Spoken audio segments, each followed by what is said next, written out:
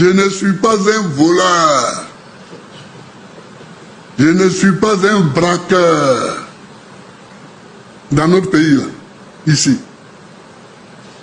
Quand on cherche les voleurs, quand on cherche les braqueurs, ce n'est pas de mon côté qu'on regarde. Le principe de la gratuité des manuels scolaires n'est pas nouveau, mais les parents d'élèves ont le sentiment que l'école n'est pas vraiment gratuite. Votre politique est-elle en rupture avec celle des années 70 et celle de maintenant? Oui, en réalité, l'école n'est pas gratuite aujourd'hui. Hein. Il y a toutes sortes de cotisations, les fournitures ne sont pas gratuites, etc. C'est un trompe-l'œil. Hein. Donc, moi, je crois qu'il faut aller réellement, surtout pour les familles les plus défavorisées. Il y a certains qui peuvent payer. Mais moi, j'ai vu, par exemple, quand je faisais mes tournées, mon épouse, dans sa fondation, a donné des kits scolaires, mais je voyais le bonheur des parents. Parce que beaucoup disaient, mais nous n'avons pas l'argent pour acheter un cahier ou un crayon. Donc, il faut que les fournitures soient réellement données gratuitement. Et surtout aux familles les plus défavorisées. Jusqu'à l'âge de 15 ans, c'est-à-dire jusqu'en 3e. Oui, jusqu'en 3e à peu près au BPC. Voilà. Donc, le président. Alors, je prends par exemple le district d'Abidjan et le district de Yamoussoukro. On fait des élections dans les 10 communes. Et après, on va dire, ah non, l'élection, ça ne suffit pas. Au lieu de prendre les conseils municipaux de toutes ces communes, on s'en va désigner quelqu'un par décret comme gouverneur. Ce n'est pas normal. Il faut mettre fin à cela. Il faut laisser la démocratie jouer jusqu'au bout.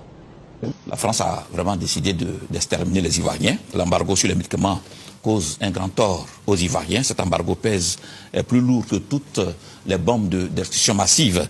L'histoire retiendra un jour que la France est un pays génocidaire. Le commentaire de Olivier Kona. Depuis le mois dernier, l'Union européenne a imposé un embargo sur les médicaments destinés à la Côte d'Ivoire. Cela fait partie des sanctions infligées à la Côte d'Ivoire pour raisons politiques. Les conséquences sont désastreuses dans les hôpitaux. Comme l'Allemagne nazie pendant la Deuxième Guerre mondiale, l'Union européenne est en train d'appliquer la solution finale en exécutant un holocauste en Côte d'Ivoire. Les malades sont au fait de ce génocide silencieux. Pas de kit, il n'y a rien même. Et puis, je suis médicalisé une fois dans la semaine, alors que normalement c'est 2 fois. Au moins 24 personnes souffrant d'insuffisance rénale sont déjà mortes, faute de dialyse. Des milliers d'autres sont menacés. Très bientôt, les séropositifs n'auront plus accès aux traitements antirétroviraux. Cela constituerait un grand retour en arrière dans la lutte contre le sida. 90% des médicaments consommés en Côte d'Ivoire proviennent de l'Union européenne et 80% arrivent par voie maritime. Médecins sans frontières accusent la communauté internationale de provoquer une pénurie de médicaments aux conséquences mortelles. Le gouvernement ivoirien partage cet avis. Les autorités tentent de gérer la situation. On est à près de 60% de rupture. Concrètement, vous voyez ce que ça représente. Et puis, les colis qui vont dans les formations sanitaires ne sont pas très pleins. Ce qui se passe en Côte d'Ivoire constitue un génocide dont les victimes sont les Ivoiriens, quelle que soit leur appartenance politique. Ils sont coupables de vivre dans un pays dont le président s'appelle Laurent Gbagbo. Pour l'Union européenne, ce crime mérite la peine de mort. L'État n'est pas géré. Il y a eu des décaissements de la Banque mondiale pour assainir la ville. Ça fait 1 mois ou 2 et puis après c'est reparti. Quand il pleut, des inondations partout. Pourtant on fait des travaux et 3 mois après ça ne marche pas. Le drôle de jeu de l'État français et de la Cour pénale internationale. Une nouvelle bombe larguée en pleine polémique autour du procès Gbagbo. Selon Mediapart, le procureur de la CPI, Luis Moreno Ocampo, aurait délibérément demandé de garder prisonnier l'ancien président ivoirien. D'après le site d'investigation, l'objectif à l'époque est d'écarter durablement Gbagbo du pouvoir, avec en coulisses la France à la manœuvre. Une note confidentielle de la diplomatie française obtenue par Mediapart vient appuyer cette révélation. Le procureur souhaite que Ouattara ne relâche pas Gbagbo et qu'un État de la région renvoie l'affaire à la CPI au plus vite. Nous sommes en avril 2011. Le pays traverse alors une grave crise politique.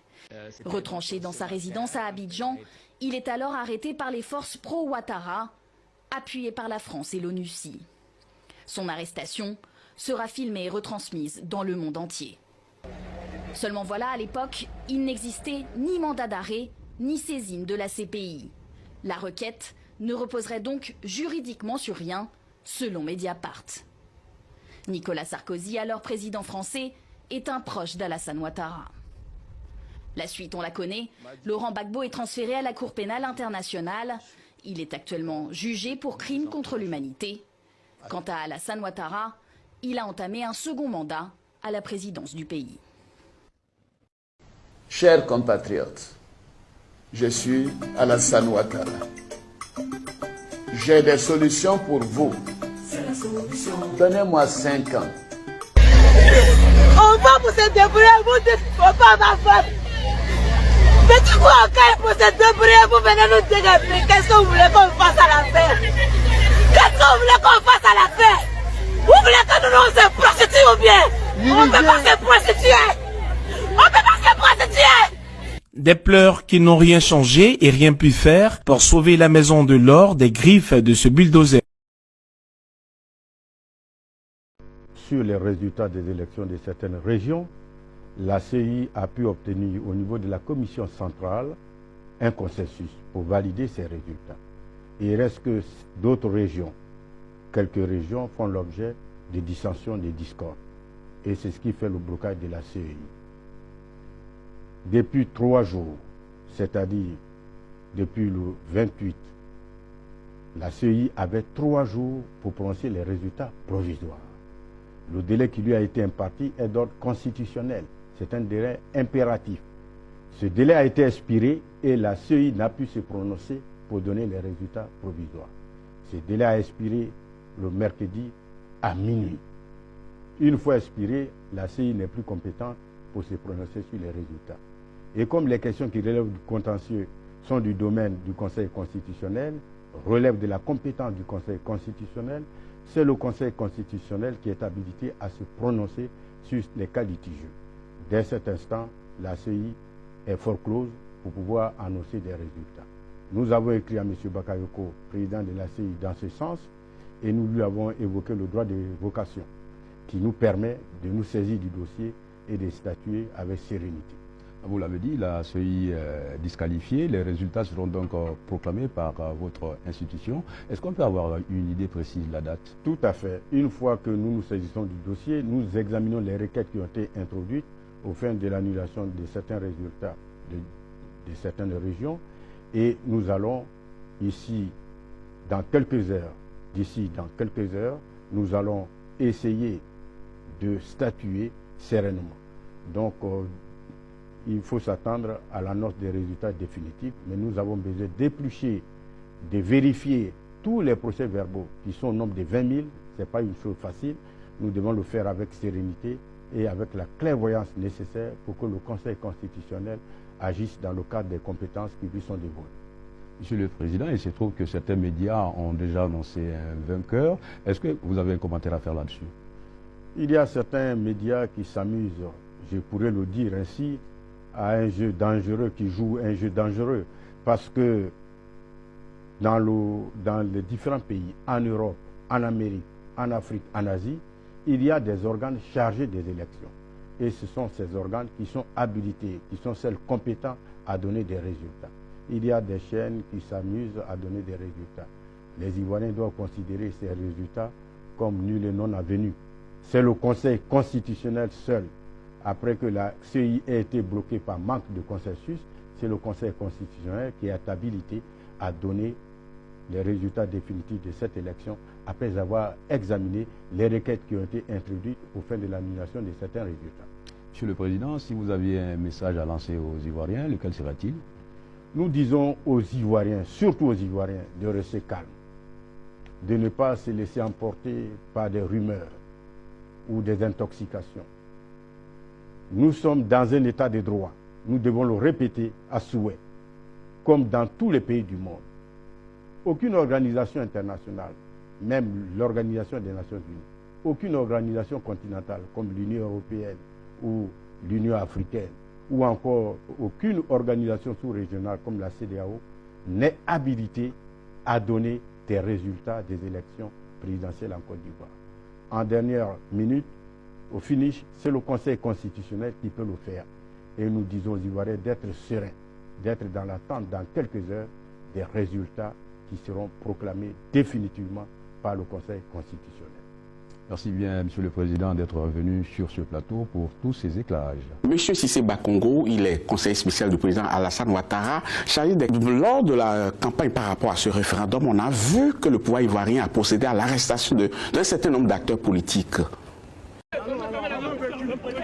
Plusieurs leaders de l'opposition ivoirienne arrêtés jeudi par la police au cours d'une manifestation contre le référendum constitutionnel auraient été... Voilà, nous venons démocratiquement dire non à cette constitution. Monsieur Ouattara nous met en prison. Il peut continuer, nous continuons. Un important dispositif policier anti-émeute attendait les protestataires dans les environs du centre des affaires du plateau à Abidjan. Des tirs de rafale et des gaz lacrymogènes ont été utilisés par la police pour disperser cette manifestation. Vraiment choqué de ce qui se passe. Vraiment choqué. Et pourtant, il faisait une manifestation pacifique. Je ne sais pas quel sens vous donnez au mot arrestation. Est-ce que vous, en tant que démocrate, vous cautionnez cela? Ça se dit que cette constitution-là devrait permettre au président Alassane Ouattara d'avoir un troisième mandat, vrai ou faux? Monsieur Bakongo, est-ce que la constitution dans cette nouvelle mouture donne la possibilité, je dis bien la possibilité, au président Alassane Ouattara d'avoir un troisième mandat? Non. Ah, un mandat. Non. Quoi? Et pourquoi? Article 183.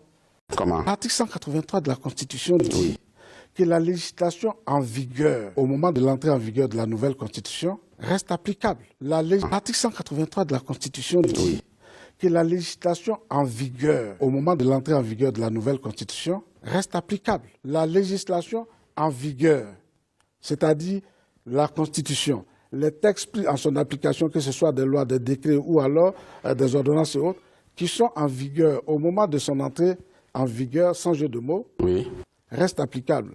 En d'autres termes, l'article 35 de la Constitution de 2000 prévoyait déjà que le mandat du président de la République était de 5 ans, renouvelable une seule fois. Oui, bien entendu. Mais est-ce que vous, aujourd'hui, vous pouvez nous dire, la main sur le cœur, que le président de la République, en 2020, ne se représentera plus? Mais que valent ma main et mon cœur par rapport à la main et le cœur du président de la République, qui a mis déjà la main sur le cœur pour dire que je ne serai pas candidat. Vous savez quoi, M. Bakongo, on a entendu des hommes et pas des moindres s'asseoir juste là, sur votre fauteuil-là, prendre le même engagement. C'est pourquoi je veux vous prendre à témoin avec tous les téléspectateurs d'Africa 24 qu'en 2020, ce soit quelque chose. Le président de la République, Alassane Ouattara, n'a pas pris seulement Africa 24 à témoin, a pris toute la presse internationale à témoin.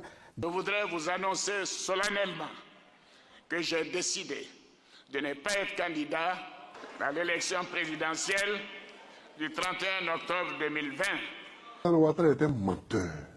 D'accord. Vous et moi, on attend 2020 alors. L'article 183 de la nouvelle Constitution cristallise donc cette position. Vous et moi, on attend 2020. J'ai décidé d'être candidat aujourd'hui aussi, c'est un autre jour. Du 31 octobre 2020. Je suis donc candidat à l'élection présidentielle du 31 octobre. Abidjan qui réveille de mauvais souvenirs en Côte d'Ivoire. Atim, vous venez de voir plusieurs vidéos que je vous ai posées. La VAR d'Alassane Ouattara, de Cissé Ibrahim Bakongo. Bref, plusieurs vidéos. Pour vous montrer qui est le parti qu'on appelle le RDR. Et il faut savoir que c'est un grain de riz dans un sac. Tout ce que je viens de vous montrer. Ça veut dire, c'est très petit par rapport aux vidéos que j'ai à ma possession des mensonges de M. Ouattara et tout son régime. Mais vous avez aussi vu la vidéo d'introduction de ma vidéo, où le président Laurent Gbagbo dit qu'il n'est pas un voleur et qu'il n'est pas un braqueur. Et qu'en Côte d'Ivoire, si on veut chercher du côté, on doit trouver les voleurs et les braqueurs. Ce n'est pas de son côté. Ce n'est pas de son côté. Ceux qui se sont enrichis sur le dos de la politique ivoirienne, c'est de leur côté qu'on doit regarder ça. Il faut savoir que quand on dit qu'une personne a volé, ce n'est pas son salaire. Ce n'est pas ce qui est mis à sa disposition pour lui servir de mieux gouverner. Non. Ce n'est pas de ça qu'on parle. Quand on dit qu'une personne a volé, c'est quand, en plus de ce qui lui est dû, il prend dans les caisses d'État ce qui ne lui revient pas de droit. Et c'est souvent sur les chantiers, sur des petits travaux qui peuvent permettre de développer un pays. Ils vont prêter 1000 milliards peut-être pour faire une route. Et celui qui sera en charge de gérer les 1000 milliards va voler à lui seul 200 milliards dedans. Et il va envoyer les 800 milliards dans un autre secteur pour dispatcher. Mais celui qui recevra volera aussi 150 milliards. Il en verra. Et finalement, on va faire le travail avec 30 milliards et dire aux gens qu'on a fait un travail avec 1000 milliards. Pourtant, en réalité, ceux d'en haut ont volé quasiment plus de 900 milliards. C'est comme ça que les dirigeants africains travaillent. Et c'est où vous voyez qu'ils deviennent extrêmement riches, où ils peuvent faire aujourd'hui leurs anniversaires dans des yachts au milieu de la mer. Nous avons vu Adama Bitogo se permettre cela, ou juste pour des campagnes aux élections municipales, nous avons vu ici des personnes comme Adama Bitogo inviter tous les artistes de la Côte d'Ivoire. Et bien évidemment qu'il les paye, parce qu'il a les moyens de sa politique, parce qu'il vole. Parce que tous volent. Voyez-vous, lui, il avait cette position qui lui permettait de fabriquer les passeports et les cartes d'identité. Là-bas, il détournait tout l'argent de l'État. Tous autant qu'ils sont, ils volent autant qu'ils sont, comme ils mentent, comme ils respirent. Mais ils ont accusé l'homme d'avoir braqué, d'avoir volé, juste pour l'éjecter et pour ne pas l'affronter aux élections présidentielles. Mais dans cette vidéo, vous avez vu leur comportement. Ils mentent comme ils respirent et ce n'est pas nouveau. Il fallait donc qu'on vous montre comment on va continuer à vous montrer jusqu'aux prochaines élections.